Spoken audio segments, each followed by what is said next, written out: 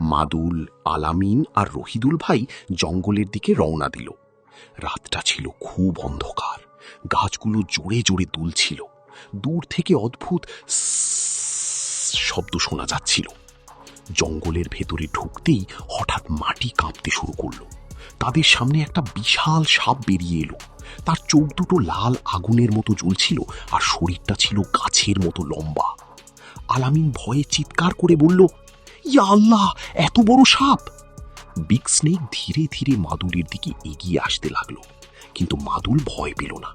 সে লক্ষ্য করলো সাপটার গলায় একটা পুরনো জাদুকরি তাবিজ ঝুলছে। ঠিক তখনই এক বৃদ্ধ ফকিরের কণ্ঠ শোনা গেল। ওই সাপটা আগে মানুষ ছিল, জাদুর অভিশাপের কারণে সে সাপে পরিণত হয়েছে। মাদুল সাহস করে সাপটার গলা থেকে তাবিজটা খুলে ফেলল। সঙ্গে সঙ্গে পুরো জঙ্গল আলোয় ভরে গেল।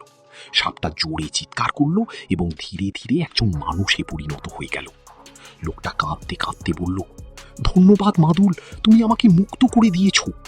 গ্রামের সবাই খুব খুশি হয়ে গেল। জঙ্গলের ভয় চিরদিনের জন্য শেষ হয়ে গেল। সেই দিনের পর থেকে গ্রামের সবাই মাদুলকে ডাকতে লাগলো স্নেক হান্টার মাদুল।